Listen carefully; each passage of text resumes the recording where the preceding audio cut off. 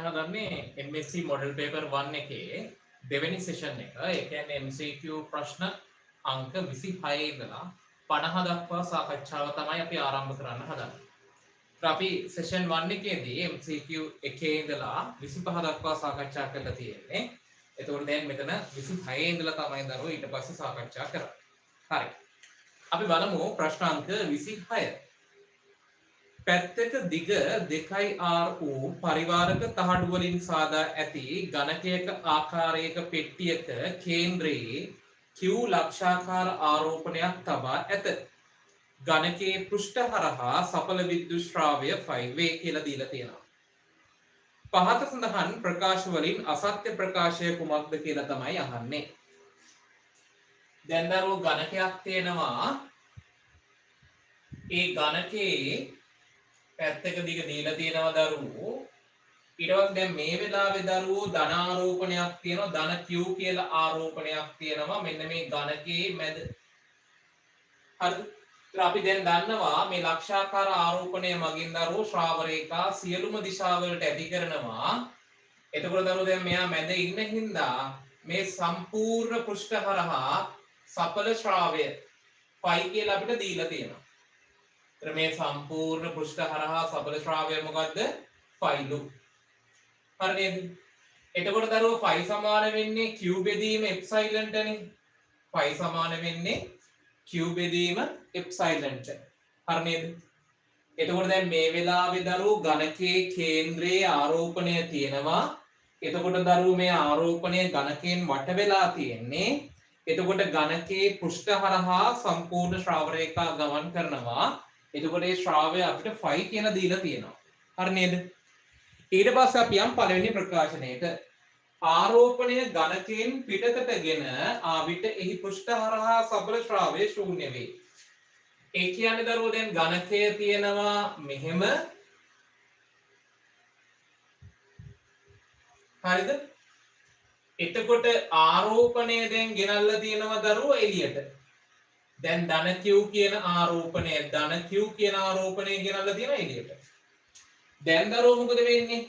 මෙයාගෙන් නිකුත් වෙන ශ්‍රාව රේඛා මේ ඝනකය හරහා ඇතුල් වෙනවා වගේම පිට වෙලා යනවානේ දරුවෝ. එතකොට ඇතුල් වීමත් වෙනවා පිටවීමත් වෙනවා දරුවෝ. එතකොට දරුවෝ ඇතුල් වෙච්ච ශ්‍රාව රේඛා ප්‍රමාණය සමාන වෙනවා පිට වෙච්ච ශ්‍රාව රේඛා ප්‍රමාණයට. එහෙනම් සඵල ශ්‍රාවය කීයද? 0යි. ඒක හරි. එහෙනම් පළවෙනි ප්‍රකාශනය හරි. හරිද? ආරෝපණය ඝනකයේ ශීර්ෂයක තැබූ විට පෘෂ්ඨ හරහා සඵල විද්‍යුත් ශ්‍රාවය 5 බෙදීම 8ක් වේ කියලා දීලා තියෙනවා. 5 බෙදීම 8ක්. හරිද? දැන් දරුවෝ ඝනකයේ ශීර්ෂයක තමයි දරුවෝ තියලා තියෙන්නේ. දැන් මේක ඝනකය නම් මෙන්න මේ ඝනකයේ ශීර්ෂයක තමයි දරුවෝ දැන් මේ q කියන ආරෝපණය තියලා තියෙන්නේ. පැහැදිලිද? එතකොට දරුවෝ මේ ඝනකයේ ශීර්ෂයක මෙහෙම ආරෝපණය තියුවාම ශ්‍රාව රේඛා ගමන් කරනෝනේ දරුවෝ මේ විදියට. සියලුම දිශාවලට ගමන් කරනවා දරුවෝ. හරි. වැදගත් දේ තමයි දරුවෝ පළවෙනි කාරණේ තමයි මෙන්න මේ ආරෝපණය පවතින ශීර්ෂයට අනුයුක්ත වෙච්ච මෙන්න මේ පෘෂ්ඨ තුන හරහා ශ්‍රාව රේඛා ගමන් කරන්නේ නැහැ. පැහැදිලිද? ඒවා දන්නේ නැත්නම් ලියා ගන්න ඕන දරුවෝ. මොකද්ද? මෙන්න මේ ආරෝපණයේ ශීර්ෂයක තියුවාම ඒ ශීර්ෂයත් එක්ක සම්බන්ධ වෙච්ච පෘෂ්ඨ තුනක් තියෙනවනේ. ඒ පෘෂ්ඨ තුන හරහා ශ්‍රාවය 0යි දරුවෝ. මොකද ශ්‍රාව රේඛා ඒක හරහා යන්නේ නැහනේ. හරිද? ශ්‍රාව රේඛා ඒක හරහා යන්නේ නැහැ. එහෙනම් ඒක හරහා ශ්‍රාවයක් නැහැ. හරිද? හැබැයි දරුවෝ අපි මෙතනදී තේරුම් ගන්න ඕන පළවෙනි දේ තමයි දැන් මේ ආරෝපණය දීලා තියෙන දරුවෝ ශීර්ෂයක හින්දා අපිට මේ ආරෝපණය ඕනනම් මේ වගේ ඝනක 8ක් යොදාගෙන වට කරන්න පුළුවන්. ඒ කියන්නේ දරුවෝ තව ඝනකයක් තියෙනවා අපි මේ විදියට මෙතනින්. හරිද? තව ඝනක දෙකක් තියෙනවා දරුවෝ ඒ විදියට ඉස්සරහින්.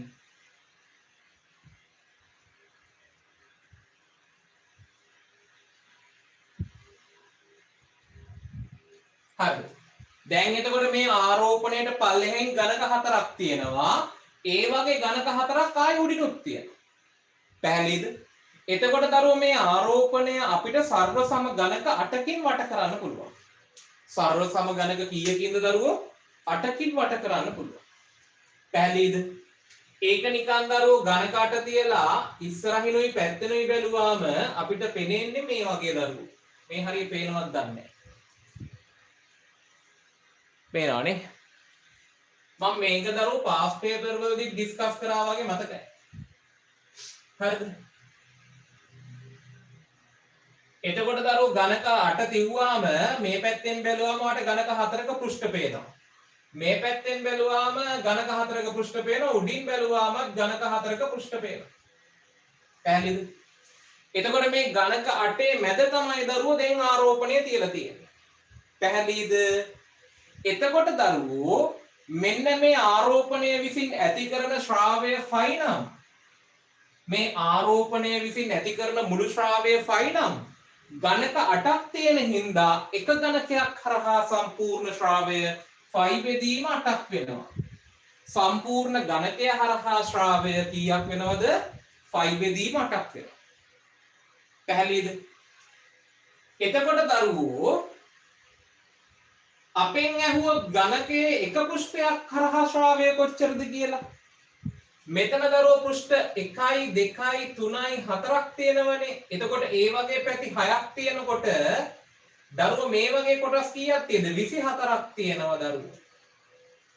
හරිද? එතකොට දරුවෝ මේ එක පැත්තක් හරහා ශ්‍රාවය ෆයි බෙදීම 24ක් වෙනවා. ඔන්න ඔය කරුණු ටික මතක තියාගන්න. මම තාම ප්‍රශ්න පැත්තට හැරුන්නේ නැහැ. මේකේ තිබිච්ච කරුණු ටික ආයෙ පොඩ්ඩක් කියාගෙන ගියා. පැහැදිලිද? එතකොට දරුවෝ මේක මතක තියාගන්න. මේ කාරණා ටික මතක තියාගන්න. මේක දරුවෝ අවුරුදු 2ක විතර දරුවෝ පරීක්ෂා කරලා බලලා තියෙනවා. ආයෙ පරීක්ෂා කරන්න බැරි කමක් නැහැ. පැහැදිලිද? එතකොට ආරෝපණයේ මේ වගේ ශීර්ෂයක තියුවාම ඒ වගේ ඝනක 8කින් අපිට වට කරන්න පුළුවන්. එතකොට එක ඝනකයක් හරහා ශ්‍රාවය ෆයි බෙදීම 8ක් වෙනවා. එතකොට දරුවෝ ඒ එක් ඝනකයෙන් දරුවෝ පැති 3ක් හම්බ වෙන හින්දා සම්පූර්ණ ඝනක 8න් පැති 24ක් හම්බ වෙනවා. ඒතර එක පැත්තක් හරහා ශ්‍රාවය ෆයි බෙදීම 24ක් වෙනවා. ඊට පස්සේ අර ශීර්ෂයට අදාළ පෘෂ්ඨ හරහා ශ්‍රාවයක් එන්නේ නැහැ.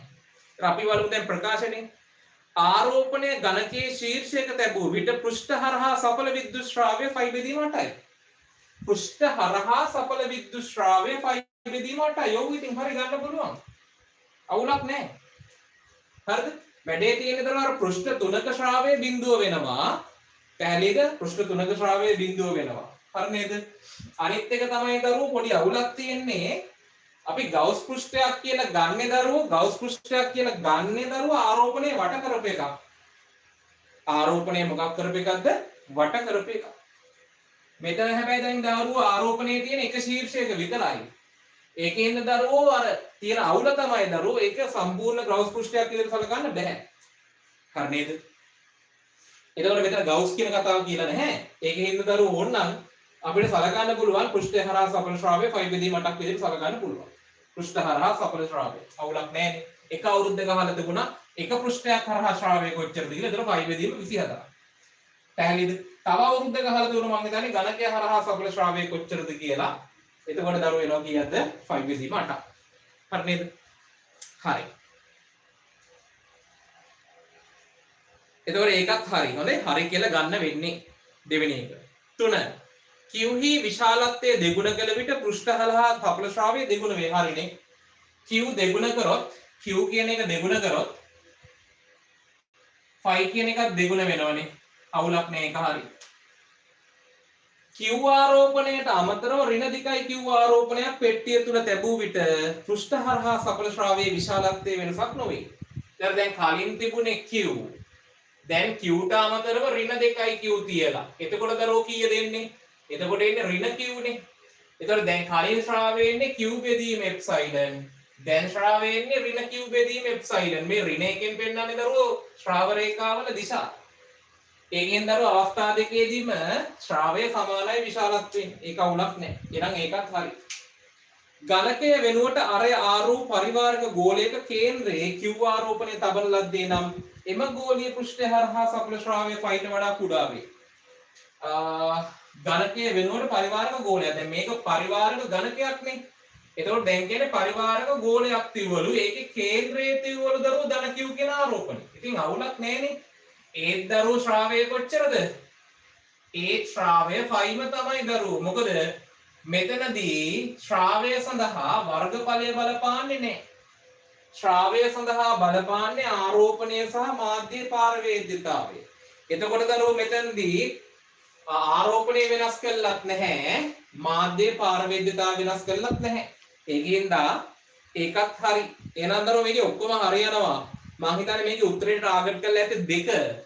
ඒක දරුවෝ හරියට කියවිලා නෑ දරුවෝ. ඒකින්ද අපි මේක ඕල් දීලා ඇත්තේ. හරි නේද? හරි. අපි යනවා ප්‍රශ්නාංක 27.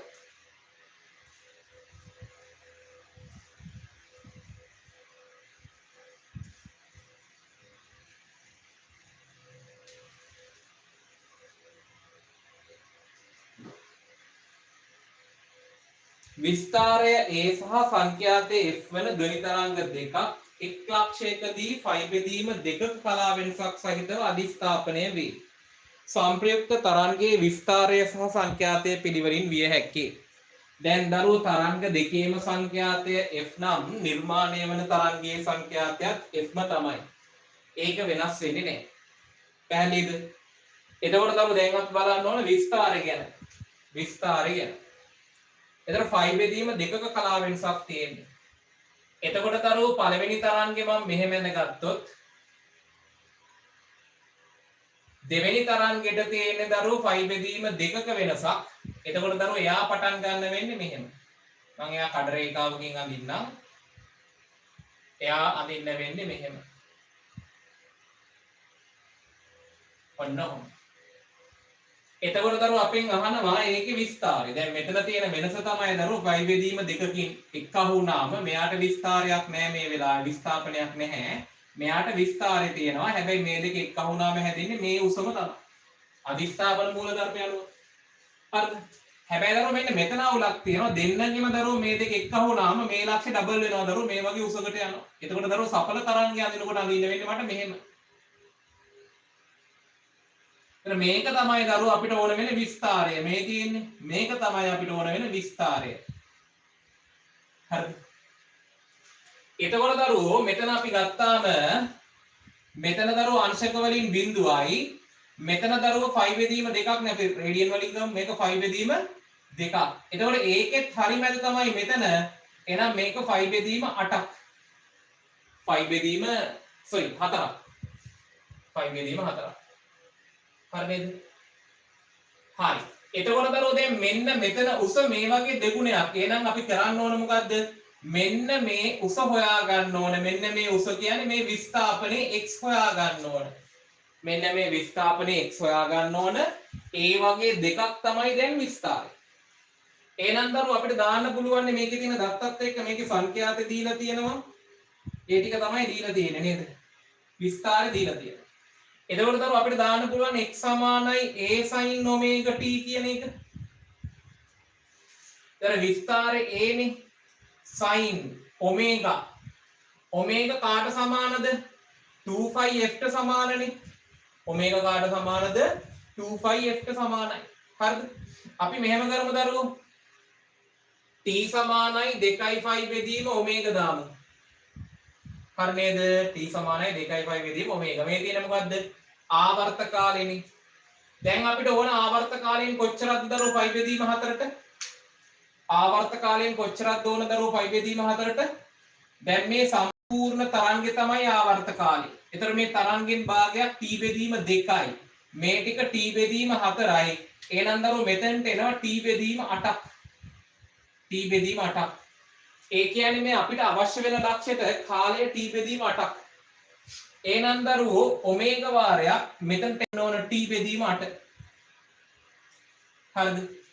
එතකොට දරුවෝ අපිට එනවා a sin omega t වෙනුවට දාන්න පුළුවන් 2 phi බෙදීම omega වාරයක් 8. omega ට omega කැපෙනවා. මෙතන කැපිලා ගියාම 4යි. phi බෙදීම 4යි. එහෙනම් x සමානයි a sin phi බෙදීම 4. 5 බෙදීම 4 කියන්නේ අංශක 45 දරුවෝ. එහෙනම් x සමානයි a sin 45 කියන්නේ එකයට මූල 2යි. එහෙනම් x සමානයි a බෙදීම මූල 2යි දරුවෝ.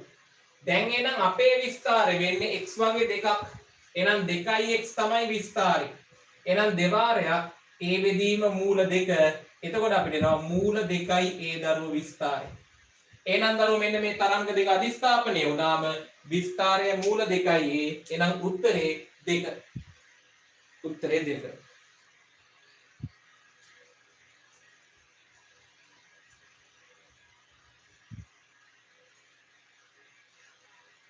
ප්‍රශ්නාංක 28ට යන්න හදන්නේ. ප්‍රශ්නාංක 28ට.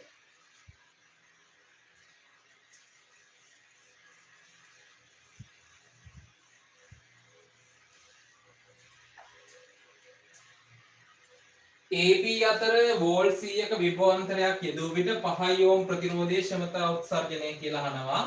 අපිට ප්‍රතිරෝධ දීලා තියෙනවා දරුවෝ 4ක්.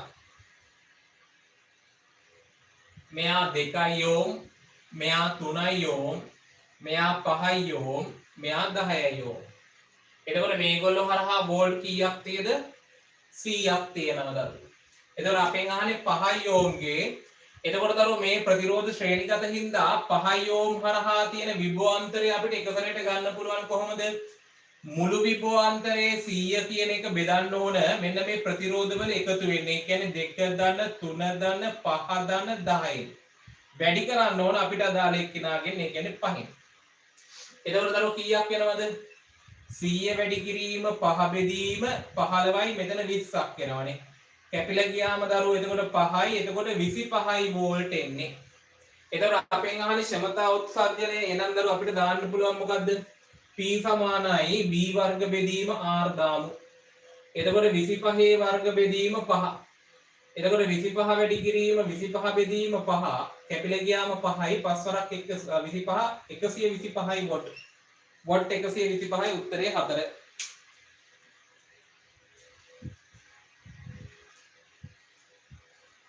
ශ්‍රේණිගත වෙලාවට මතක තියාගන්න සම්පූර්ණ විභවාන්තරයේ සම්පූර්ණ ප්‍රතිරෝධයෙන් බෙදලා අදාළ ප්‍රතිරෝධයෙන් වැඩි කරාම අදාළ ප්‍රතිරෝධය හරහා විභවාන්තරය අපිට හම්බ වෙනවා. ප්‍රශ්නාංක 29 රූපේ දක්වා ඇති පරිදි හරස් කඩ විචලනය වන නලයක් තුළ දුෂ්ප්‍රාවී නො වූ අසම්පීඩිත තරලයක් ගලයි. OX අක්ෂය ඔස්සේ පීඩන විචලනය වඩාත්ම හොඳින් නිරූපණය වන්නේ කියලා අහනවා. අපිට දීලා තියෙන නලය මේ වගේ. එතකොට දරුවෝ අපිට පේනවා OX අක්ෂය ඔස්සේ යහන්නේ මෙතන O මෙතන X. එතකොට දරුවෝ මෙතන A වැඩි. A වැඩි හින්දා වේගය අඩුයි. වේගය අඩු හින්දා පීඩනය වැඩි මේ ටිකේ. මේ හරියේ A අඩුයි. A අඩු හින්දා V වැඩි. V වැඩි හින්දා P අඩුයි දරුවෝ. එහෙනම් දරුවෝ මේකේ පීඩන ප්‍රස්ථාරය ඇඳාම මේ හරියේ පීඩනය වැඩි. මේ හරියේ පීඩනය අඩුයි. එතකොට මේ වගේ විචලනයක් තියෙනවා. එහෙනම් උත්තරේ 4.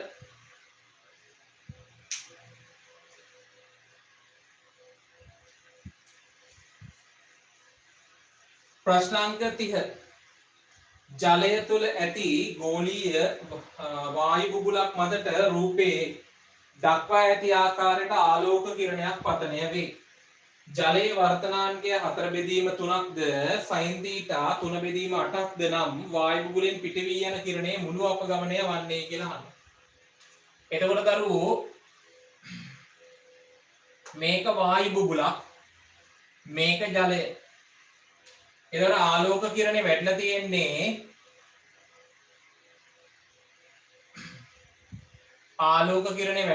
මෙන්න මේ විදියට. එතකොට මෙතන කෝණේ θ කියලා දීලා තියෙන්නේ. දැන් මේක ජලය මේක වාතයේ හින්දා විරලතර මාධ්‍යයකට යන හින්දා අභිලම්බයෙන් ඉවතට නැවෙන්නේ. ඒකින්ද මේක මෙහෙට නැවෙන්නේ. මම මේ කෝණේ R කියලා ගන්නම්. පැහැදිලිද? එතකොට දරුවෝ මේක ගෝලයක් හින්දා ආයි අභිලම්බෙ මෙතනින් ගැහුවාම මේක R නම් මෙතනත් R වෙනවනේ. එතකොට දරුවෝ නැවත කිරණය අභිලම්බයේ දෙසට නැවෙනවා. එතකොට දරුවෝ මෙතන θ වෙද්දි තමයි R උනේ. එහෙනම් මෙතනදී R වෙද්දි මේක θ වෙනවා. හරි නේද? එතකොට දරුවෝ අපෙන් අහන්නේ මුළු අපගමනය. මුළු අපගමනය හොයන්න දරුවෝ අපි R හොයාගෙන ඉඳමු. එතකොට දරුවෝ ජලයේ වර්තනාංකය 4 බෙදීම 3යි. වාතයේ වර්තනාංකය 1යි. එහෙනම් 4 බෙදීම 3යි sin θ සමාන වෙනවා කාටද? 1යි sin r ට. එතකොට sin θ කියන්නේ 3 බෙදීම 8ක් කියලා දීලා තියෙනවා. එහෙනම් 4 බෙදීම 3 වැඩි කිරීම 3 බෙදීම 8 සමානයි sin r ට. එහෙනම් මෙතන කැපිලා යනවා 2යි. එහෙනම් මෙතන එනවා sin r කියලා කියන්නේ භාගයක්. එහෙනම් දරුවෝ r කියලා කියන්නේ අංශක 30ක්. එහෙනම් දරුවෝ පළවෙනි අවස්ථාවේ අපගමනේ කොච්චරද? පළවෙනි අවස්ථාවේ අපගමනේ ඉන්නේ දරුවෝ r ඍණ θ. එතකොට දරුවෝ r ඍණ θ ඒව කීයක්ද? මෙතනත් r ඍණ θ නේ. එතකොට දෙන්නම එකම පැත්තට නැවෙන්නේ. දැන් මෙයා මෙහෙට යන්න ගිහිල්ලා වාමාවර්තව නැවෙනවා. මෙයත් වාමාවර්තව නැවෙනවා. එතකොට මෙතනත් r ඍණ θ මෙතනත් r ඍණ θ. එහෙනම් 2යි r ඍණ θ තමයි දරුවෝ මුළු අපගමනේ. එතකොට දරුවෝ 2යි r ඍණ θ කියලා කියන්නේ දෙවරක් 30 ඍණ θ. එතකොට එනවා 60 ඍණ 2යි θ දරුවෝ උත්තරේ. 60 ඍණ 2යි θ උත්තරේ 5.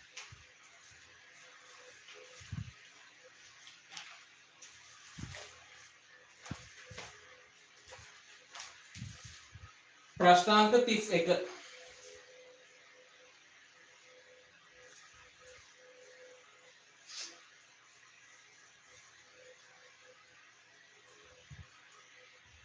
රූපයේ දක්වා ඇති පරිපථයේ වෝල්ට්මීටරයේ අභ්‍යන්තර ප්‍රතිරෝධය 1000ක් වන අතර ස්විචය වසා ඇති විට වෝල්ට්මීටරයේ පාඨාංකය 4ක් වේ. R ප්‍රතිරෝධය අගය වන්නේ කියලා. එතකොට දරුවෝ අපිට පොඩි පරිපථයක් තියෙන්නේ. ඒතර වෝල්ට්මීටරයේ ස්විච් එක දාලා හින්දා මම කෙලින්ම වෝල්ට්මීටරයේ ස්විච් එක දාලාම ඇඳා. මෙතන 10යි වෝල්ට් මෙතන අභ්‍යන්තර ප්‍රතිරෝධයක් නැහැලු. මෙතන එතකොට 1000ක් දීලා තියෙනවා. ඊළඟ වෝල්ට් මීටරෙත් අපිට 1000ක් කියලා දීලා තියෙනවා. එතකොට R කියන එක කෙනා දන්නේ නැහැ. එතකොට වෝල්ට් මීටරේ පාඨාංකය 4ක්ලු. වෝල්ට් මීටරේ පාඨාංකය 4ක් කියන එකේ තේරුම මෙතන වෝල්ට් 4ක් තියෙනවා කියන එක. හරි නේද? එතකොට දරුවෝ මේක හරහා වෝල්ට් 4ක් තියෙනවා නම් මෙතන තියෙන්න ඕන වෝල්ට් 6ක්. ඇයි? බැටරියෙන් දෙනෝනේ වෝල්ට් 10ක් අභ්‍යන්තර ප්‍රතිරෝධයක් නැති හින්දා සම්පූර්ණ විද්‍යුත්ගාමක බලයම බාහිර විභවාන්තරයේ විදිහට නිරූපණය වෙනවා. එතකොට මෙතනට 4ක් ගියාම මෙතන 6ක් තියෙන්න ඕන. හරි නේද? පැහැදිලිද?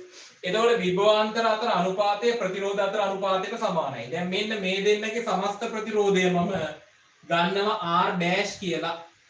එතකොට දරුවෝ විභවාන්තර අතර අනුපාතයන්නේ 6 බෙදීම 4නේ. ඒක සමාන වෙනවා 1000 බෙදීම r ඩෑෂ්. එතකොට දරුවෝ අපිට r ඩෑෂ් එනවා කීයක්ද?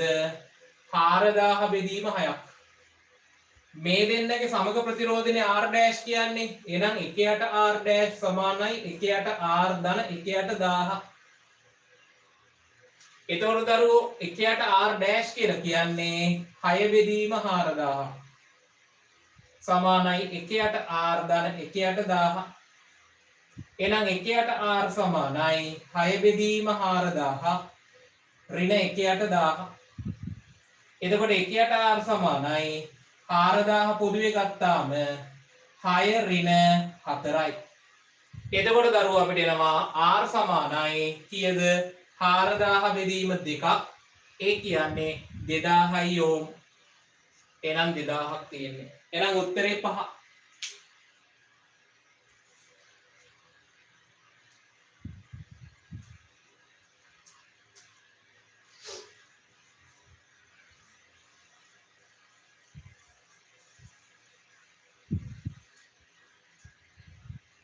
ප්‍රශ්නාංක 32. රූපයේ පෙන්වා ඇති තැඹිලි ගෙඩිය ඉහළින් සිදුරු කළ විට එය තුළ ඇති ඝනත්වය රෝ වන ද්‍රවය H උපරිම උසකට ඉහළ නගී. එම ද්‍රවයේ දුෂ්ප්‍රාවී නොවන අසම්පීඩිත තරලයක් ලෙස සැලකුව විට සිදුරු කිරීමට ප්‍රථමව තැඹිලි ගෙඩිය තුළ පීඩනය වායු ගෝලීය පීඩනයට වැඩි ප්‍රමාණය වන්නේ කියලා කියනවා. එතකොට දරුවෝ තැඹිලි ගෙඩියක් තිබිලා තියෙනවා. ඒ තැඹිලි ගෙඩියේ ද්‍රවය තිබිලා තියෙනවා. මෙතන සිදුරු කරාම දරුවෝ ජලය ගිහිලා තියෙනවා H උසකට. හරි නේද? එතකොට අපි හිතමු මෙන්න මෙතන තිබිච්ච තරලාංශුවක් ගමන් කරලා තමයි තියෙන්නේ මේ විදිහට කියලා. හරිද? යම් කිසි තරලාංශුවක්. එතකොට දරුවෝ මේ උස h. දැන් මෙතනදී වේගය දරුවෝ බිඳුවයි. දැන් මෙතන ඇතුලේ ජලය තියෙන්නේ නිශ්චලවනේ. එහෙනම් මෙතනදී වේගයත් බිඳුවයි. අපි මෙතන පීඩනයේ p කියලා ගමු. මෙතන පීඩනයේ p0 වායුගෝලීය පීඩනය කියලා ගමු. එතකොට මෙතනට දැම්මාම දරුවෝ බර්නෝලි මූලධර්මය මෙතන තියෙන මුළු පීඩනය මොකක්ද එතකොට? p ධන විභව ශූන්‍ය මට්ටම මේක ගමු. හරිද? මේ උස නොසලකා හරිමු අපි. හරිද? මේ උස නොසලකා හරිමු. නැත්තම් දරුවෝ මේ අංශුව මෙතන ඉඳලා ආවයි කියලා ගත්තත් කමක් නැහැ. පැහැදිලිද? හරි. එතකොට p ධන චාලක ශක්තියකුත් නැහැ මෙයාට, විභව ශක්තියකුත් නැහැ. එහෙනම් බිඳුව ධන බිඳුව සමානයි. මෙතන පීඩනයේ p0. චාලක ශක්තියක් නැහැ. හැබැයි විභව ශක්තියක් තියෙනවා. මොකද්ද? ρgh. එහෙනම් දරුවෝ p ඍණ p0 සමානයි ρgh. එහෙනම් දරුවෝ පීඩනය කොච්චර වැඩිද වායුගෝලීය පීඩනයට වඩා? ρgh ප්‍රමාණයක් වැඩි. උත්තරේ 4. උත්තරේ 4.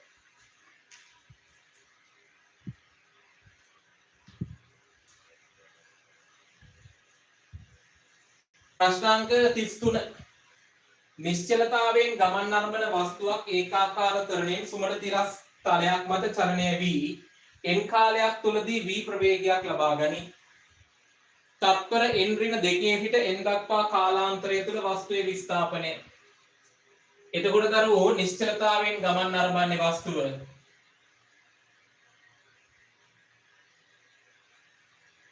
t සමානයි n කියනකොට මම මේ හරිය ගන්නම් t සමානයි n. වස්තුවේ වේගය ඇවිල්ලා v. එතකොට අපෙන් අහන්නේ n ඍණ 2 ඉඳලා t සමානයි n ඍණ 2 ඉඳලා n දක්වා කාලය තුල විස්ථාපනය කියලා අහන්නේ. අපිට දරුවෝ මෙන්න මේ කාලය තුල v සමානයි u ධන at දැම්මනම් v කියන්නේ v, u කියන්නේ බිඳුවයි, තරණේ දන්නේ නැහැ කාලය n. එහෙනම් a සමානයි v බෙදීම n. ඔන්න දරුවෝ අපි තරණේ දන්නවා. දැන් මේ වස්තුව ගමන් කරන තරණය මොකද්ද? v බෙදීම n. එහෙනම් අපෙන් අහන්නේ මෙන්න මේ පරතරය කොච්චරද කියලා. මෙන්න මේ ටික හොයාගන්නයි ඕන. දැන් මේ පැත්තට අපි ගත්තොත් සමීකරණ දාන්න අපිට මෙතන ප්‍රවේගය ඕන. ඒ ප්‍රවේගය හොයන්නට වඩා ලේසි මේ ගන්න අනිත් පැත්තට හදන එක මන්දණයෙන් යනවයි කියලා. ත්වරණයෙන් යනවා වෙනුවට මන්දණයෙන් යනවයි කියලා ගන්න අනිත් පැත්තට හදලා මේ s එක හොයමු. එතන අපි දාමු s සමානයි ut ධන භාගයයි at වර්ග කියන එක මේ පැත්තට. ක්‍රේස් තමයි හොයන්නේ ආරම්භක ප්‍රවේගය v කාලේ තප්පර 2යිනේ. මෙතන n ඍණ 2 මෙතන n කියන්නේ තප්පර 2යි. ධන භාගයයි දැන් ත්වරණයක් විදියට නෙමෙයි ගන්නෙ මන්දනයක් විදියට. ඒකෙන්ද ඍණ v බෙදීම එන්නේ. වාරයක් 2 වර්ග දෙකක් කැපෙනවා. එහෙනම් 2v ඍණ 2v බෙදීම n එන්නේ. එතකොට දරුවෝ අපිට පුළුවන් 2v එළියට අදින්න. එතකොට එනවා n ඍණ 1 බෙදීම n. එහෙනම් උත්තරේ 4. උත්තරේ 4.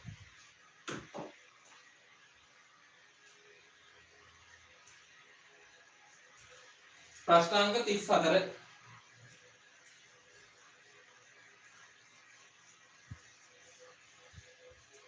අරය A වන සන්නායක කබලකට ධන q ආරෝපණයක් ලබා දී ඇති අතර අරය B වන තවත් එක් සන්නායක තවත් ඒක කේන්ද්‍රීය සන්නායක කබලකට ඍණ ආරෝපණයක් ලබා දී ඇත. එතන B කියන එක්කෙනා ඊට වඩා ලොකුයි ඔය කියන විදියට. මෙයා තමයි A කියන එක්කෙනා, මෙයා තමයි B කියන එක්කෙනා. මෙයාට ධන q ආරෝපණයක් දීලා මෙයාට ඍණ q ආරෝපණයක් දීලා විද්‍යුත් ශේෂ්ඨ තීව්‍රතාවයේ විචරණය වෙන හැටි තමයි අහන්නේ. විද්‍යුත් ශේෂ්ඨ තීව්‍රතාවයේ විචරණය වෙන හැටි අහන්නේ. එතකොට දරුවෝ E තමයි අහන්නේ. මම මෙතන A කියලා දාගන්නම්, මෙතන B කියලා දාගන්නම්. දැන් දරුවෝ මෙන්න මේ ගෝලයේ ඇතුලේ ප්‍රදේශය තුල මෙන්න මේ A කියන ප්‍රදේශය තුල මෙතන ඉඳලා කේන්ද්‍රය ඉඳලා A වෙනකන් දරුවෝ විද්‍යුත් ශේෂ්ත්‍රයක් තියෙන විදියක් නැහැ. ඇයි ඒ ප්‍රදේශය ගෝල දෙකටම ඇතුළත ප්‍රදේශය. ගෝල දෙකටම ඇතුළත ප්‍රදේශය නම් දරුවෝ ඒකෙදී E බිඳුවයි. අපි දන්නවා සන්නායක ගෝලයක් තුල විද්‍යුත් ශේෂ්ත්‍ර තීව්‍රතාවය බිඳුවයි. එතකොට මේ ප්‍රදේශය සන්නායක ගෝල දෙකටම ඇතුල් ප්‍රදේශය. එහෙනම් මේක ඇතුලේ E බිඳුවයි දරුවෝ. එහෙනම් E එකක් නැහැ. හැබැයි මේ ගෝලයෙන් පිටතට පැනන ගමන් දරුවෝ අපි ගවුස් පෘෂ්ඨයක් ඇන්දොත් ඔයාලට හොඳටම පේනවා. ඒ ගවුස් පෘෂ්ඨයට අහු වෙනවා මේ ධන Q කියන ආරෝපණය. එහෙනම් ඒ ධන Q ආරෝපණය මගින් දරුවෝ E එකක් ඇති කරනවා. කොතනට වෙනකන්ද? A වල ඉඳලා B ට වෙනකන්. එහෙනම් A වල ඉඳලා B ට වෙනකන් ධන Q ආරෝපණය විසින් ඇති කරන විද්‍යුත් ශේෂ තීව්‍රතාවයක්. ඔයාලා දන්නවා Q ආරෝපණයක් මගින් ඇති කරන විද්‍යුත් ශේෂ තීව්‍රතාවය මේ වගේ වක්‍ර හැඩ එන්නේ. එහෙනම් දරුවෝ මෙතන A ඉඳලා B වෙනකන් දරුවෝ විද්‍යුත් ශේෂ තීව්‍රතාවය වක්‍ර ස්වරූපයෙන් අඩු වෙනවා. ආයි දරුවෝ B වලට පිට පැන්නාම මෙතනින් එළියට ගියාම දරුවෝ ගවුස් පෘෂ්ඨයක් ඇන්දොත් ඔයාලට පේනවා ඒ ගවුස් පෘෂ්ඨය ඇතුලේ තියෙනවා ධන Q එකයි ඍණ Q එකයි දෙකම. එතකොට මේ දෙක කැපිලා ගියාම සඵල ආරෝපණයේ බිඳුවයි. එහෙනම් සඵල ආරෝපණයේ බිඳුව නම් ශ්‍රාවය ඇත්තේ නෑ දරුවෝ. එහෙනම් විද්‍යුත් ශේෂ තීව්‍රතාවය බිඳුවක් වෙනවා. ඔන්න ප්‍රස්තාරය. උත්තරේ 5. අපි මේක ඕන තරම් ඇඳ දරුවෝ තියරි පන්තියේදී ආයෙ මතක් කරලා බලන්න අමතක නම්.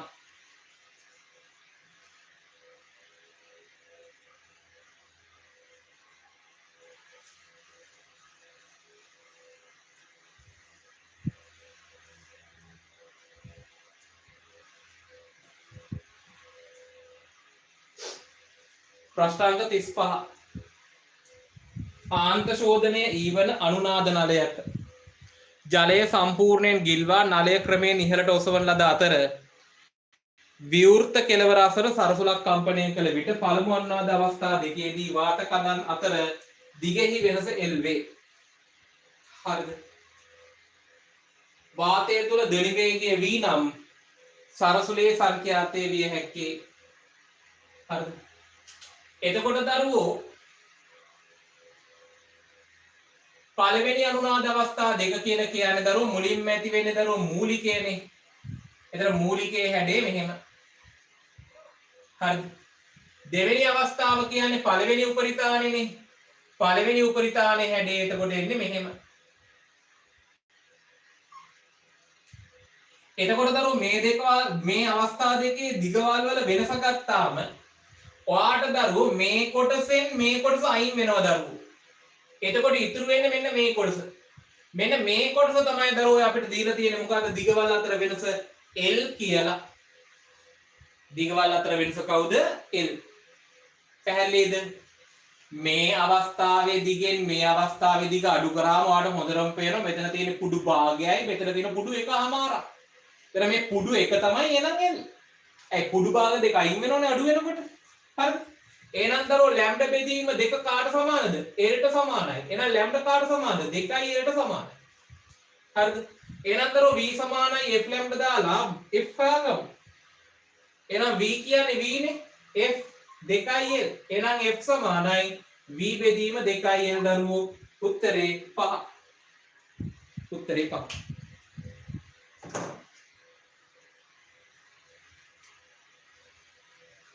ප්‍රශ්නාංක 36.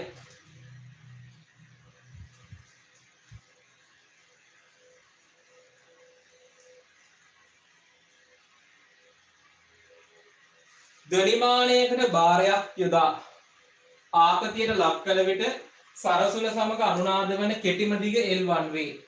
ඉහත භාරය සම්පූර්ණයෙන්ම ජලයේ ගිල්ලූ විට සරසුල සමග අනුනාද වන කෙටිම දිග L2 වේ. භාරය සාදා ඇති ද්‍රව්‍යයේ සාපේක්ෂ ඝනත්වය. මුලින්ම දරුවෝ භාරය නිකන් තියෙන්නේ. ඒ වෙලාවේ දරුවෝ සරසුලක් සමග අනුනාද වෙන කෙටිම දිග තමයි L1. ඊළඟ අවස්ථාවේදී දරුවෝ මේක ජලයේ ගිල්ලලා තියෙන්නේ. ඒ වෙලාවේ ඇවිල්ලා තියෙන්නේ L2. පැහැදිලිද? මෙතනදී දරුවෝ මේ තන්තුවේ ආතතිය කියන එකෙන් පෙන්නන්නේ මේ වස්තුවේ සත්‍ය බරය කියන්නේ W සත්‍ය බරය. අපි දන්නවා වස්තුවක් වාතයේ L වල තියෙනකොට එයාගේ බරට අපි කියන්නේ සත්‍ය බරය. හැබැයි මෙන්න මේ වගේ ද්‍රවයක් තුල ගිල්ලලා තියෙනකොට ඒ වෙලාවේ දරුවෝ තියෙන්නේ මොන බරද? දෘශ්‍ය බර. එහෙනම් මේ වෙලාවේ ආතතිය සත්‍ය බරට සමානයි වස්තුවේ. දෙවෙනි අවස්ථාවේදී ආතතිය කියලා කියන්නේ වස්තුවේ දෘශ්‍ය බර. හරිද? දැන් දරුවෝ මේක කෙටිම දිග කියලා කියන්නේ මූලිකයනේ මේ අවස්ථා දෙකම. මේ අවස්ථා දෙකම මූලිකය. පැහැදිලිද? මේ අවස්ථා දෙකම මූලිකය. එතකොට දරුවෝ අනුනාද අවස්ථාවේ සමීකරණය මොකද්ද? f0 සමානයි කාටද? 1යට 2l t බෙදීම m ගේ වර්ගමූලනේ.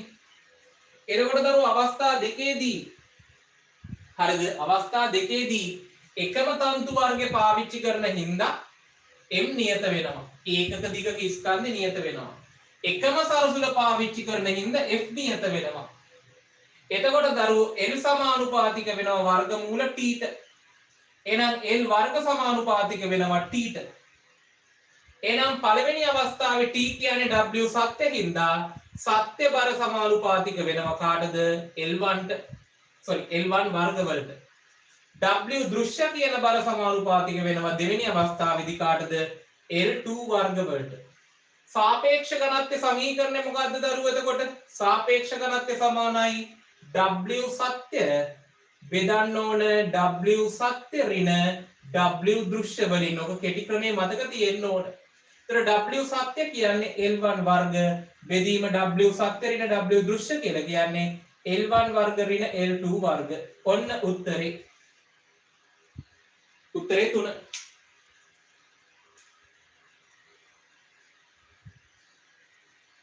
ප්‍රශ්න අංක 37.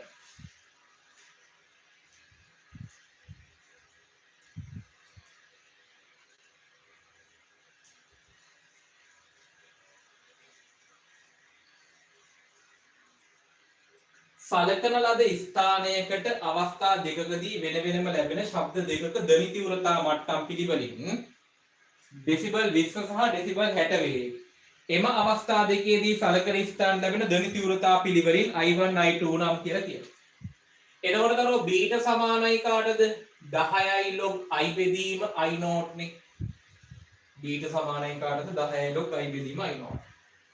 පළවෙනි අවස්ථාවේදී B ට වලට ඇවිල්ලා තියෙනවා 20ක්. එතකොට 10යි log I දන්නේ නැහැ ඒක අපි I1 කියලා ගමු. බෙදීම මේක 10 ඍණ 12නේ. ඔයාලා මෙතන දැනගෙන ඉන්න ඕන පොඩි දෙයක්. මෙන්න මෙතන තියෙන එක්කෙනාගේ බලයයි මෙතන ඉන්න එක්කෙනාගේ බලයයි අතර අඩු වෙන. ඒ කියන්නේ වෙනස ගත්තයින් පස්සේ ඒක මෙන්න මේ දෙකේ ඉලක්කම සෙට් වෙන්න ඕන දරුවෝ. දැන් මේ 10ට මේ 10 කැපෙනෝනේ. එතකොට දැන් මේ දෙක කියන එක සෙට් වෙන්න ඕන මෙන්න මේ බලය සඳහා එන අනුපාතය. ඒ කියන්නේ දරුවෝ මෙතන 10 ඍණ 12නේ තියෙන්නේ. එහෙනම් මේක 10 ඍණ කීය වුණා නම් හරියද? 10 වුණා නම් හරි. එතකොට 10 ඍණ 10යි 10 ඍණ 12යි කියලා කියන්නේ මේ දෙක අඩු වුණාම එන්නේ 10 2යි. 10 2යි. 10 2යි කියන්නේ 2යි. එහෙනම් I1 කියලා කියන්නේ 10 ඍණ 10යි. ඔය විතර අනිත් එකක් පොඩ්ඩක් හිතන්න දරුවෝ. නැත්තම් ගාන හදලා ගන්නත් පුළුවන් මොදේ. මම මේ කෙටි ප්‍රශ්නේ කොට දාන ක්‍රමය කියන්නේ. එහෙනම් 10යි log මේක ලියන්න ඕනෙත් නෑ. එතකොට I2 බෙදීම 10 ඍණ 12. දැන් මොකද්ද වෙන්න ඕන දරුවෝ? මේ බිඳුව අයින් වෙන හින්දා 6 තමයි හැදෙන්න ඕන. එහෙනම් දරුවෝ 6 හැදෙන්න නම් මේක 10 ඍණ 6 වුණා නම් හරිනේ. 10 ඍණ 6 ඍණ 12 කියලා කියන්නේ 10 6. එහෙනම් I1 බෙදීම I2 නේ අහන්නේ. එහෙනම් I1 කියලා කියන්නේ 10 ඍණ 10 බෙදීම I2 කියලා කියන්නේ 10 ඍණ 6 සමානයි 10 ඍණ 4. එහෙනම් උත්තරේ කීයද? 2. උත්තරේ 2.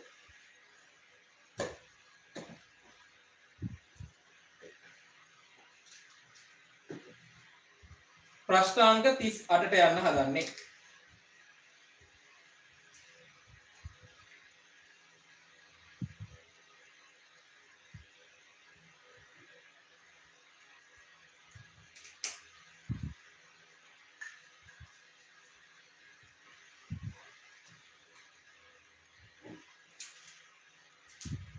හරි. ස්කන්ධය 200ක් හා දිග 5ක් වන ඒකාකාර ලී කොටයක් නිශ්චල ජලයේ පාවෙමින් පවතින අතර එහි එක් කෙළවරක ස්කන්ධය 50ක් වූ මිනිසෙක් සිටී. ඔහු කොටේ දිගේ ඇවිද ගොස් අනෙක් කෙළවරට පැමිණි විට නිශ්චල ජලයට සාපේක්ෂව මිනිසා ඇවිද ගිය දුර ප්‍රමාණය කියලා අහනවා. දරුවෝ අපි මේකට කෙටි ක්‍රමයක් පාවිච්චි කරනවනේ. ඔයාලා ඒක දන්නවනේ. දන්නේ නැත්නම් ඉතින් ඒක ඔළුවට දාගන්න දැන්. දැන් මේ ලී කොටේ තියෙනවා දරුවෝ. ඒක දරුවෝ 200යි කිලෝග්‍රෑම්. ඒ වගේම දිග මීටර් 5ක් තියෙනවා. එක් කෙලවරක ඉන්නවා දරුවෝ මිනිස්සේ. එයා කිලෝ 50යි. එයා අනිත් කෙලවරට පැමිණෙන විට නිශ්චල ජලයට සාපේක්ෂව මිනිසා ඇවිද ගිය ප්‍රමාණය. අපි ගාව දරුවෝ තියෙන සමීකරණයක් මේකේ. මොකද්ද? මෙන්න මේ මිනිස්සයා ඉදිරියට ඇවිදිනකොට දරුවෝ මේ ලී කොටේ පිටිපස්සට යනවනේ දරුවෝ. අන්න ඒ ලී කොටේ පිටිපස්සට ගියපු දුර ගන්න ක්‍රමයක් තියෙනවා අපි ගාව. කොහොමද අපි ඒක ගන්නෙ? ඉදිරියට ගිය ස්කන්ධය වැඩි කරනවා ඉදිරියට ගිය දුරෙන්. හරිද? මේ දෙන්නම ඉදිරියට ගිය හොඳද? ඒක සමාන කරනවා පිටුපසට ගිය ස්කන්ධය වැඩි කිරීම දුර. දැන් මේක ඉස්සරහට යන්නේ කවුද? මිනිහනේ. මිනිහා ගිය ස්කන්ධය කීයද? කිලෝ 50යි. එයා කොච්චර යනවද දරුවෝ? මීටර් 5ක් යනවා දරුවෝ අනිවාර්යෙන්ම. පිටුපසට යන්නේ කවුද? බෝට්ටුව. මේ බෝට්ටුවනේ මොකද? ලී කොටේ. හැබැයි දරුවෝ ලී කොටේ පිටිපස්සට යනකොට ලී කොටේ විතරක් නෙමෙයි මිනිහත් පිටිපස්සට යනවා. එහෙනම් දරුවෝ පිටිපස්සට යනවා මිනිහයි ලී කොටයයි දෙකම එහෙනම් 200 ධන 50ක් වෙනවා. පිටුපසට ගියපු දුර දාන්නේ නැහැ. ඒක x කියලා ගන්න. එතන මෙතන එනවා දරුවෝ 250යි. මෙතනත් එනවා 250යි. වැඩි කිරීම x.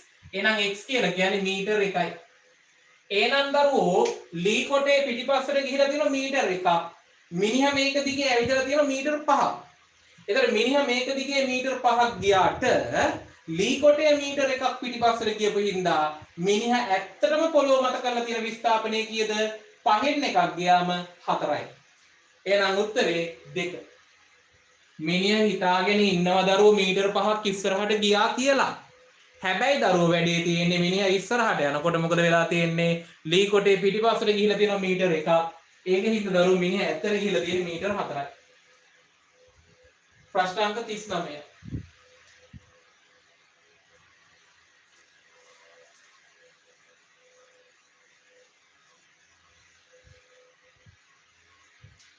විස්කම්භ එකක් වූ විට රෝදයක් වටා ලණුවක් හේතු වටා කොටා ඇත. රෝදය 220යි rpm ශීඝ්‍රතාවයකින් භ්‍රමණය වේ. මේ විසින් 5.2 කිලෝවොට් වන රෝධක ක්ෂමතාවයක් අවශෝෂණය කරයි. TS පාඨාංක අතර වෙනස. දැන් දරුවෝ අපිට රෝදයක් දීලා තියෙනවා. ඒකේ තන්තුවක් කොතල තියෙන්නේ දරුවෝ වටේට. දැන් මේ රෝදය භ්‍රමණය කරනවා දරුවෝ මේ පැත්තට. එතන මේ පැත්තට භ්‍රමණය කරනකොට මේ පැත්තේ තන්තුව ඇදෙනවනේ. මේක මෙහෙට කරකැවෙනකොට මේ තන්තුව ඇදෙනවා. ඒකේ ඉන්න දරුවෝ මේ පැත්තේ ආතතිය T. T කියන එක වැඩි. මේක වැඩි. ඇයි ඇදෙනවනේ? මේක මෙහෙට කරකැවෙනකොට මේ තන්තුව බුරුල් වෙනවා දරුවෝ. එතකොට S කියන ආතතිය අඩුයි දරුවෝ. S කියන ආතතිය අඩුයි. මේකේ විස්කම්භය දීලා තියෙනවා මීටර් 1ක්. ඒ කියන්නේ ආර්ය 0.5යි. එතකොට දරුවෝ අපිට මේකේ ව්‍යාවර්තය ටෝ කියන එක ගන්න පුළුවන්. ටෝ ගන්න පුළුවන් මේ පැත්තට කීයක්ද?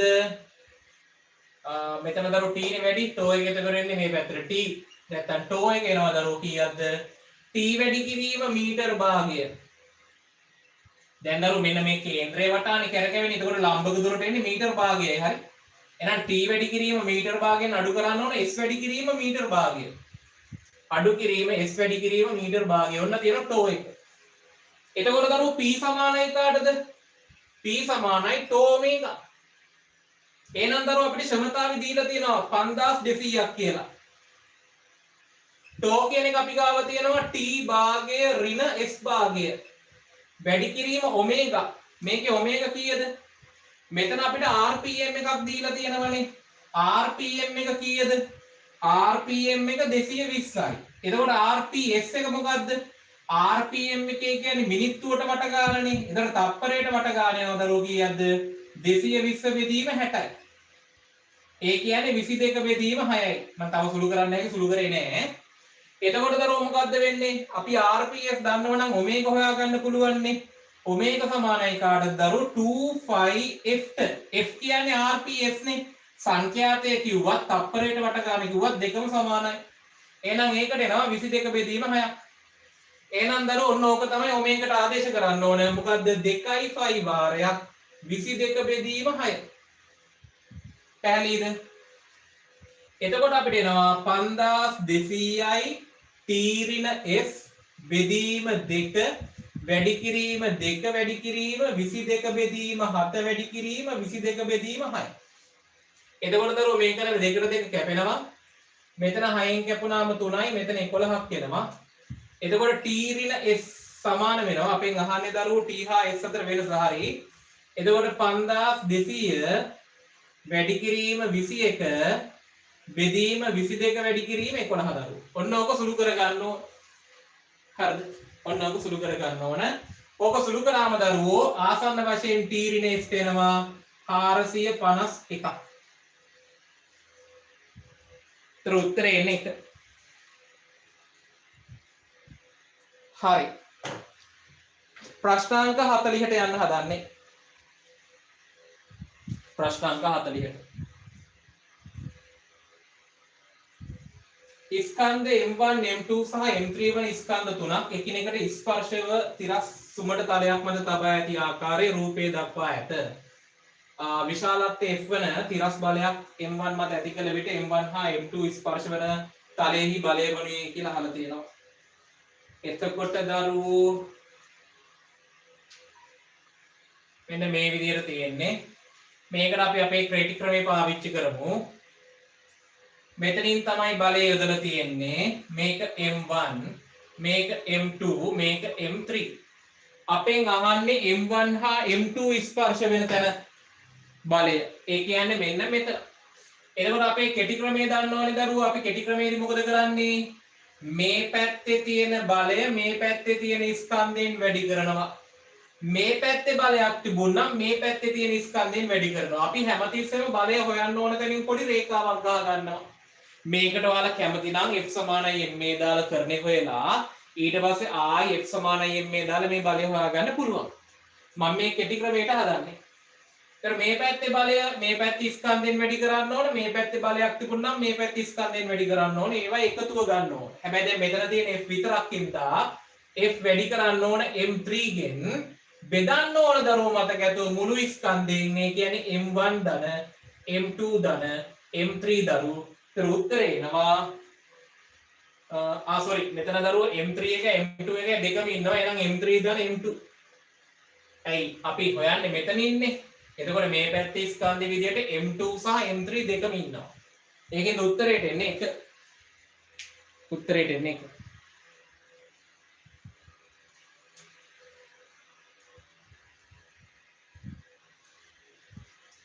ඉහත ස්ථානයක සිට සීරුවෙන් බිම එතන යන්න ඉහළ ස්ථානයක සිට කියලා සීරුවෙන් බිමට හල්නු ලබන වස්තුවක චාලක ශක්තිය පහළට වැටෙන උස සමග වෙනස් වන ප්‍රස්ථාරයේ දල හැඩය වන්නේ කියලා අහනවා. පහළට වැටෙන උස.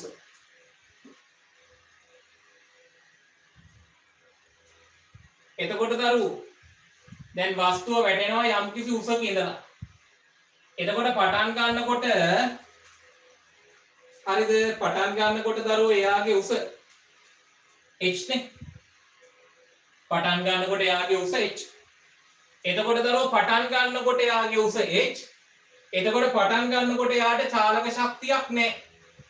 මෙතන උස.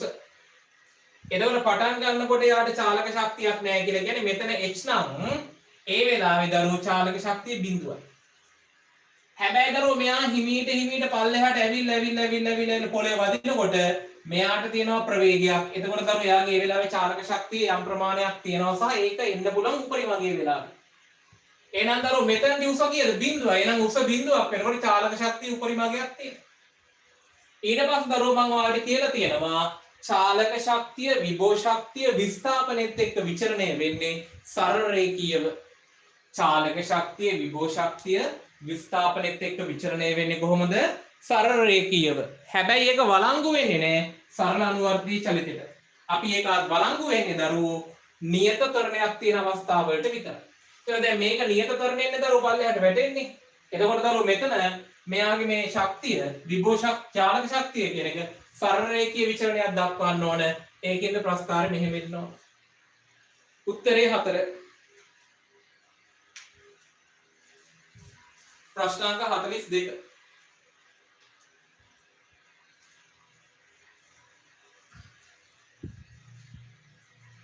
වස්තුවක් ආරම්භයේ සිටම තප්පර 5ක් තුල 10ක ඒකාකාර ප්‍රවේගයෙන් ගමන් කර ආපසු හැරී එම වේගයෙන්ම තප්පර 8ක් ගොස් ආපසු හැරී තප්පර 5ක් තුල 8ක වේගයකින් ගමන් කරයි. මුළු ගමනේ st මේ විස්ථාපන කාල ප්‍රස්ථාරයක් අහන්නේ.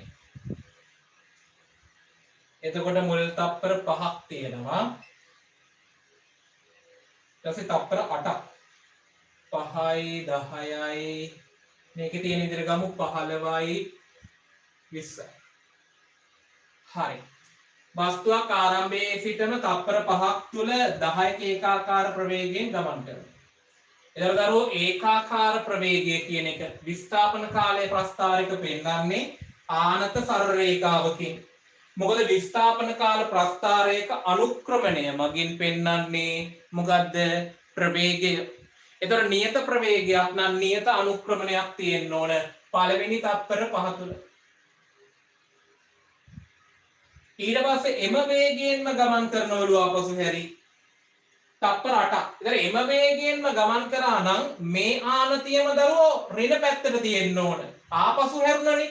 ආපසු හැරුණයි කියන්නේ දිශාව ප්‍රතිවර්ත වුණා. දිශාව ප්‍රතිවර්ත වුණා කියලා කියන්නේ අනුක්‍රමණය ඍණ වෙන්න ඕන දැන්. එහෙනම් දරුවෝ මොකද වෙන්නේ? මෙන්න මේ වේගයෙන්ම ගියා නම් මෙන්න මේ ප්‍රස්ථාරයේ 10 කියන ලක්ෂ්‍යය හරහා යන්නම ඕන. කීය වෙනකන් යනවලුද? 13 වෙනකන් යනවලු. හරිනේ. ඒතර එහෙම තියෙනවා පළවෙනි එකේ තියෙනවා දෙවෙනි එකේ නෑ. ආයි පස්වෙනි එකේ වගේ තියෙනවානේ. බලමු. තප්පර 8ක් ගොස් තප්පර 8ක් කියන්නේ 5යි 3යි 13ක්. හරි. නැවත ආපසු හැරී තප්පර 5ක් තුල 8ක වේගයෙන් ගමන් කරයි. 10ක වේගයෙන් දැන් ගමන් කරමින් තිබුණේ. දැන් මේ පාර 8ක වේගයෙන් ආපසු හැරිලා ගමන් කරනවා. ඒ කියන්නේ දරුවෝ ගමන් දිශාව මාරු වෙනවා. ඒ කියන්නේ දරුවෝ මොකද වෙන්නේ? අනුක්‍රමණෙත් මාරු වෙන්න ඕන. හැබැයි මේ බෑවුමට වඩා ඒ බෑවුම අඩු වෙන්න ඕන. ප්‍රවේගය 10යි දැන් තියෙන ප්‍රවේගය 8යිනේ ඔව්. එහෙනම් දරුවෝ ටිකක් මෙහෙම වගේ යන්න ඕන.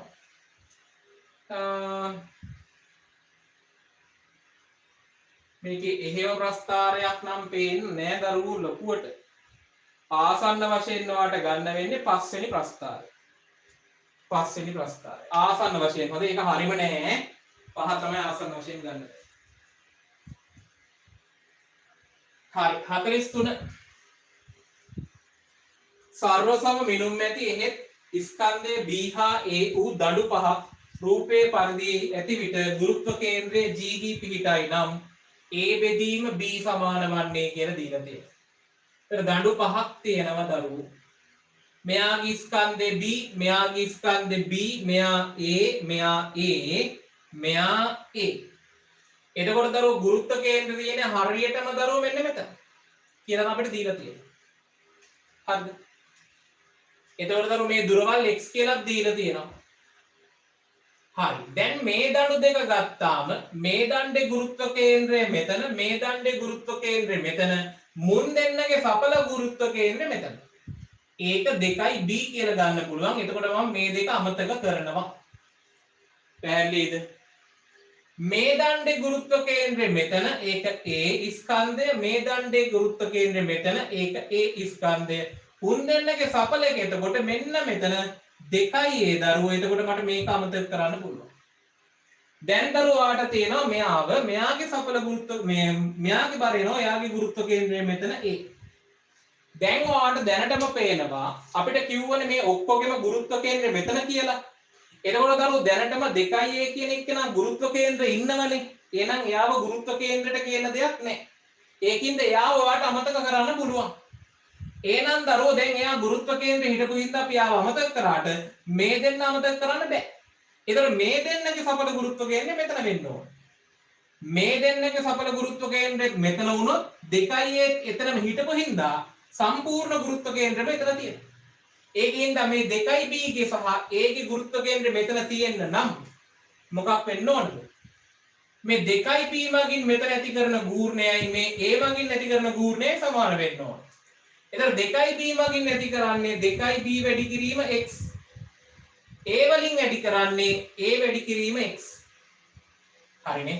ගුරුත්ව කේන්ද්‍රය වටා දැන් මේ දෙන්නගේ සඵල ගුරුත්ව කේන්ද්‍රය මෙතන තියෙනවා නම් එතකොට දරුවෝ ගුරුත්ව කේන්ද්‍රය වටා සඵල ගූර්ණය බිඳුවක්නේ. ඒකෙන්ද ගුරුත්ව කේන්ද්‍රය වටා 2b ගෙන් නැති වෙන x කියන 2b වැඩි කිරීම x කියන ගූර්ණයයි ඒකෙන් නැති වෙන a වැඩි කිරීම x කියන ගූර්ණයයි සමාන වෙන්න ඕන. එතකොට x x කැපිලා ගියාම අපෙන් අහන්නේ a බෙදීම b b කියන්නේ දෙකක් දරුවෝ. a බෙදීම b කියන්නේ දෙකයි. උත්තරේ 4. උත්තරේ 4. නිවැරදිව ක්‍රමාංකනය කර මීටර් රූලක භාගයේ කොටස් වලින් යුක්ත වේ. කොළ 100ක් සහිත කඩදාසි මිටියක ඝනකම එම මීටර් රූල භාවිතයෙන් මනි. කොළයක නිවැරදි ඝනකම 0.01ක් නම් මිනුමෙහි ප්‍රතිශත දෝෂය වන්නේ. දැන් අපි මැන්නේ කොළ එකක් නෙවෙයිනේ කොළ 1000ක්. කොළයක ඝනකම කොච්චරද? 0.01 මිලිමීටර්. එහෙනම් කොළ 1000ක ඝනකම බලන්න. අපි ඕක වැඩි කරන්න ඕන 1000න්. එතකොට අපිට එනවා දරුවෝ 10යි මිලිමීටර්. මේ තියෙන්නේ කොළ 1000ක ඝනකම. ඒතර අපි මැන්නේ ඕක. අපි ඕක මන්නකොට වෙන්න පුළුවන් උපරිම දෝෂ කොච්චරද? මිලිමීටර් භාගයක්. එහෙනම් මේ තියෙන්නේ විය හැකි උපරිම දෝෂය. මේ තියෙන්නේ අපි මැන්න මිනුම. එහෙනම් ප්‍රතිශත දෝෂය බලන්න 100%න් වැඩි කරන්න ඕන. එතකොට දරුවෝ අපිට එනවා කීයක්ද? 105ක්. 105. අපි මිනුම් කළ මිනුමට තමයි දෝෂය හොයන්නේ. මිනුම් කරපු නැති එකකට දෝෂය හොයන්නේ නැහැ. අපි මැන්නේ කොළයක ඝනකම නෙවෙයි කොළ 1000ක ඝනකම. ඒකේද කොළ 1000ක ඝනකමට තමයි දරුවෝ අදාළ දෝෂය ගණනය කරන්න ඕන. තිරසට අංශක 30ක ආනත සුමට වහලක් මුදුනේ 2 කිලෝග්‍රෑම් ස්කන්ධයකින් යුත් මිටියක් ලිස්සායයි. තප්පරයක් ගත වූ විට එහි ප්‍රවේගය වනුයේ තප්පරයක් ගත වූ විට එහි ප්‍රවේගය. ඒකෝට දරුවෝ කරනවා ගත්තා නම් හරි. දැන් දරුවෝ තිරසට අංශක 30ක් ආනත වහලක මිටියක් ඇතෑරනවලු. ඒකෝට ආරම්භක ප්‍රවේගය බිඳුවයි. ඒතකොට t සමානයි බිඳුවයි. දැන් දරුවෝ මෙතන තරණේ කොච්චරක්ද දරුවෝ? මෙයා සුමටයි කියලානේ අපිට කියන්නේ. එතකොට දරුවෝ මෙයාගේ ගුරුත්ව තරණය නෝනේ දරුවෝ 10 පල්ලෙහාට. එතකොට මෙතන 30යි නම් දරුවෝ මෙතනත් 30යිනේ. එතකොට මේ වහල දිගේ තරණය කොච්චරද? 10යි sin 30යි. sin 30 භාගයයි කියන්නේ 5යි ms ඍණ 2යි එන්නේ. ඒ කියන්නේ දරුවෝ මේ වස්තුව මේ වහල දිගේ එන්නේ 5යි ms ඍණ 2කින්. එහෙනම් දරුවෝ මෙයාගේ ප්‍රවේගය තප්පරයට 5 ගානේ වැඩි වෙනවා. එහෙනම් තත්පරයක් අවසානයේදී මෙයාගේ ප්‍රවේගය 5ක් වෙනවා. තත්පරයක් අවසානයේදී මෙයාගේ ප්‍රවේගය 5ක් වෙනවා. උත්තරේ 3. හරි. ප්‍රශ්නාංක 46. විශාලත්වය සමාන බල දෙකක සංප්‍රයුක්තයේ විශාලත්වය එක් බලයේ විශාලත්වයට සමාන වේ බල දෙක අතර කෝණය. හරි. සරල දෙයක් දරුවෝ මේවා අපි උගන්වන්න තියෙනවා කෙටි ක්‍රම වලට. ඔයාලට මතක තියෙන්න ඕන විශාලත්වයෙන් සමාන බල දෙකක් අංශක 60න් ආනත නම් විශාලත්වයෙන් සමාන බල දෙකක් අංශක 60න් ආනත නම් සංප්‍රයුක්තය වෙන්නේ මූල 3යි f. එතකොට කෝණය සමච්ඡේදනය වෙනවා. එතකොට මෙතන 30යි. විශාලත්වයෙන් සමාන බල දෙකක් අංශක 90න් ක්‍රියාත්මක වෙනවා නම් සංප්‍රයුක්තය වෙන්නේ මූල 2යි f. එතකොට දරුවෝ කෝණය 45යි. විශාලත්වයෙන් සමාන බල දෙකක් අංශක 120න් ක්‍රියාත්මක වෙනව නම් සංප්‍රයුක්තය වෙන්නේ f. එතකොට කෝණය දරුවෝ අංශක 60යි. එතකොට දරුවෝ මෙන්න මෙතන තමයි දරුවෝ බල දෙකක් විශාලත්වයෙන් සමාන වෙලා සංප්‍රයුක්තයත් ඒකටම සමාන වෙන්නේ. එහෙනම් බල දෙක අතර කෝණය අංශක 120යි. උත්තරේ 5. ඕව මතක තියෙන්න ඕන. සාගරයේ ඇතිවන ජල තරංගයක ප්‍රශ්නාංක 47 වේගය පහත සමීකරණයෙන් දෙනවලු. මොකද්ද සමීකරණය? v සමානයි k වාරයක් ලැම්ඩා p g වල d. ලැම්ඩා කියන්නේ තරංග ආයාමයලු, g කියන්නේ ගුරුත්වද තරණයලු, k කියන්නේ මාන රහිත නියතයක් නම් pq වගේ විය හැක්කේ. ඒතර වේගය කියන්නේ ms ඍණ එකනේ දරුවෝ. ඒතර k ට ඒකක නෑනේ. ලැම්ඩා කියන්නේ තරංගායාමයේ මීටර්නේ. ඒතර මීටර්ගේ p.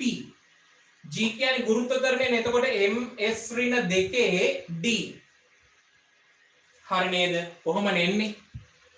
එතකොට දරුවෝ මෙතන m ගේ 1යි s ගේ ඍණ 1යි තියෙන්නේ. මෙතන එතකොට එනවා m ගේ p ධන d සහ s ගේ ඍණ 2යි d. එතකොට දරුවෝ අපි s සමාන කරොත් s ගේ සංගුණක සමාන කරොත් ඍණ 1 සමානයි ඍණ 2යි d. එහෙනම් d සමානයි භාගය. ඊට පස්සේ දරුවෝ m ගේ සංගුණක සමාන කරගෙන පස්සේ බලන්න. එතකොට 1 සමානයි p ධන d. එහෙනම් 1 සමානයි p ධන භාගය. එහෙනම් p සමානයි භාගය.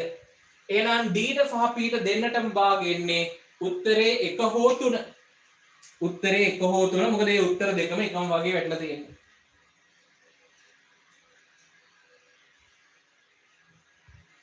ප්‍රශ්නාංක 48.